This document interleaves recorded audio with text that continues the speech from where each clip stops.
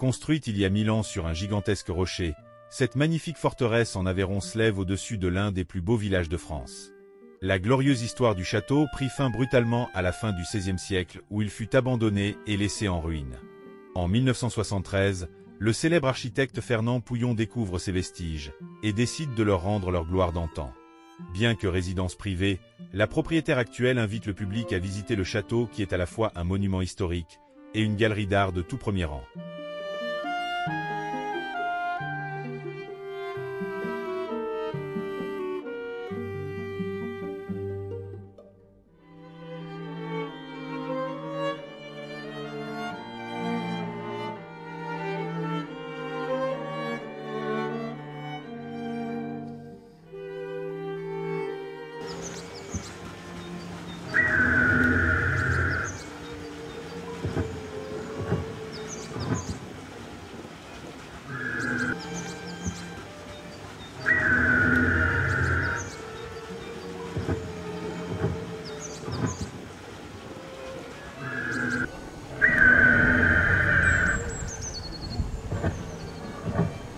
La disposition actuelle, avec un bassin d'eau claire à gauche du pont-levis et un fossé à droite, est en fait la configuration médiévale d'origine.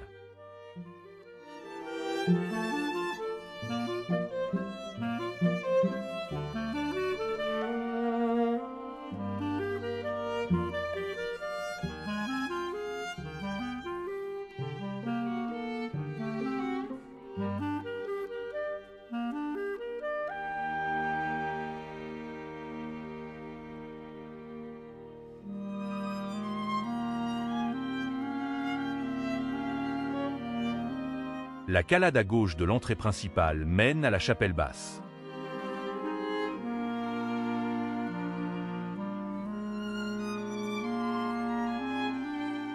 La première salle a connu nombre d'usages au cours des siècles. Citerne, puis entrepôt. C'est l'une des nombreuses chapelles construites lors de l'expansion du christianisme en Languedoc. Elle a probablement été érigée par les habitants du village carolingien situé au-dessus du château. Dans le sol subsiste une tombe où Fernand Pouillon a découvert des ossements. L'hypothèse est que ce sont ceux d'Humbert de Belcastel, chanoine, qui aurait demandé à être enterré à Belcastel afin qu'une flamme y brûle pour l'éternité.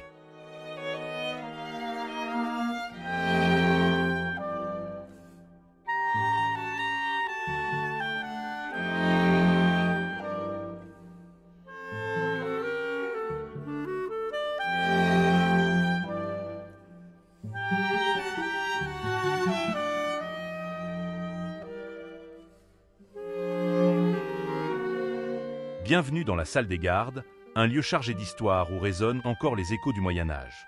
Autrefois cœur de la défense du château, cette pièce austère aux murs épais et voûtes de pierre abritait les soldats chargés de veiller sur la forteresse. Vous remarquerez la cheminée monumentale qui réchauffait les longues veilles, les meurtrières étroites percées dans les murs pour observer l'extérieur sans être vues, ainsi que les râteliers d'armes évoquant la vigilance permanente des hommes d'armes. Dans cette atmosphère brute et authentique, où le mobilier rustique côtoie parfois des armures exposées, on imagine aisément les conversations à voix basse, les repas frugaux et les préparatifs d'alerte.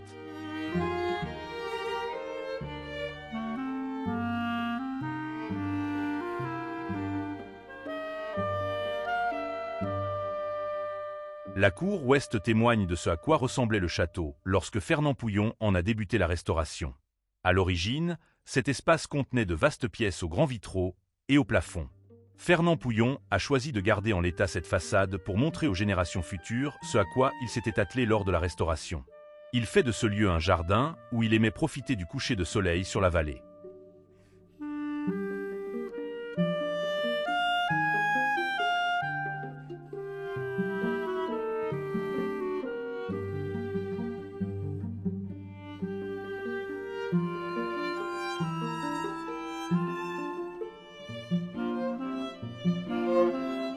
Située sous le château, la prison fut construite au XVe siècle. Après quelques fouilles, Fernand Pouillon lui redonna son aspect initial. Difficile de dire où finit la maçonnerie ancienne et où commence la restauration. Au centre de la prison, il découvrit un trou profond. La légende dit qu'on y jetait les ennemis, les précipitant vers une mort certaine. Toujours selon la légende, les prisonniers qui auraient survécu à la chute étaient alors la proie des loups vivants dans les cavernes situées en contrebas.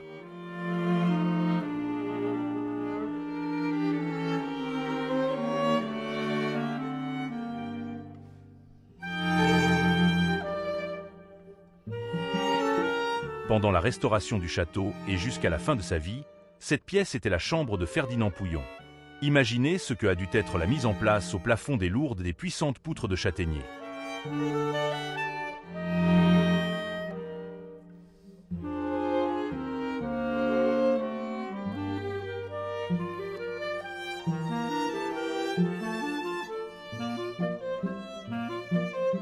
Le balcon de la galerie offre une vue magnifique sur le village de Belcastel et la rivière Aveyron qui coule en contrebas. Au XVe siècle, Alésia de Sonnac fait construire le pont et l'église dans laquelle se trouve son gisant et ses armoiries gravées sur la pierre.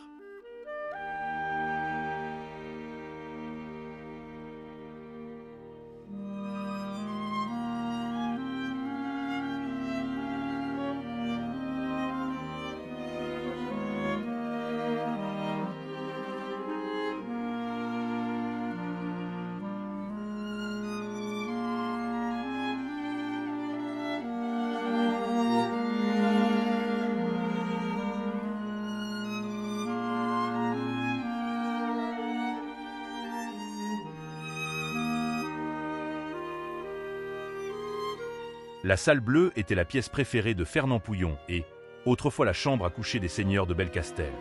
Les murs s'étendaient alors jusqu'au bord que l'on peut apercevoir par les baies vitrées. C'est par le côté opposé de la pièce que les seigneurs entraient directement dans la chapelle privée.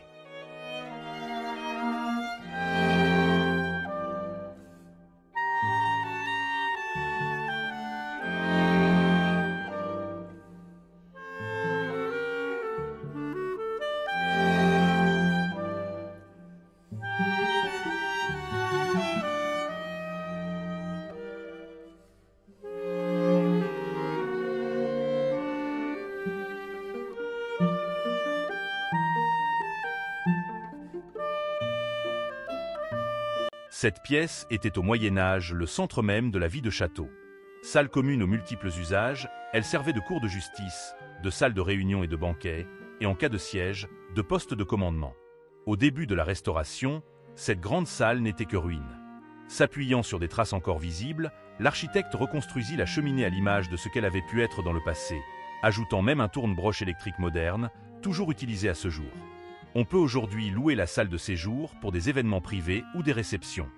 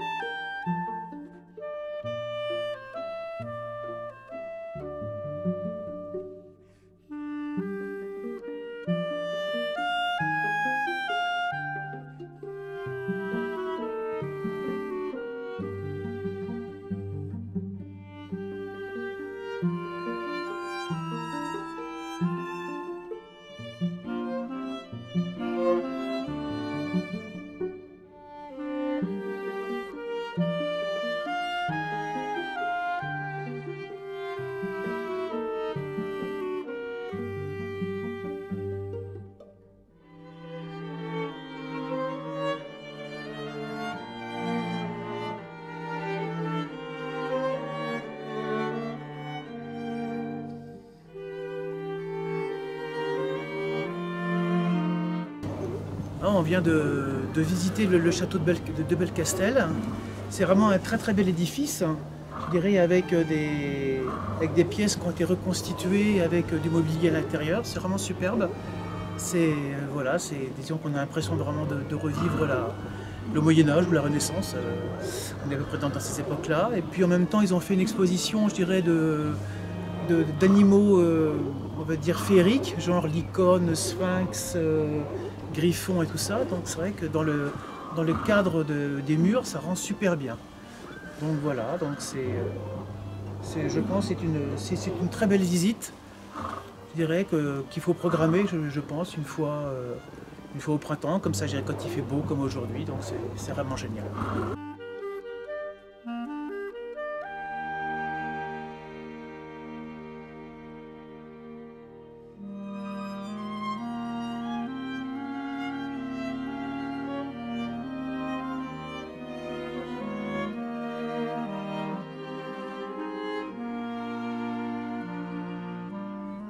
Quand Fernand Pouillon acheta le château, cet espace était recouvert de terre et d'herbes folles.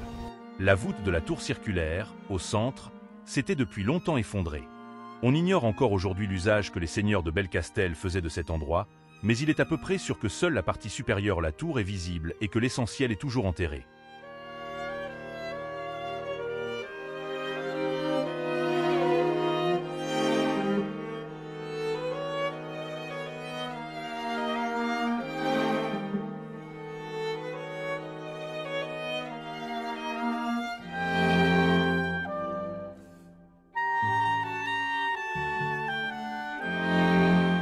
Aujourd'hui, appuyés à la balustrade du jardin suspendu, les visiteurs peuvent jouir d'une vue imprenable sur la forteresse à leurs pieds, sur le donjon au-dessus de leur tête et sur les collines au loin.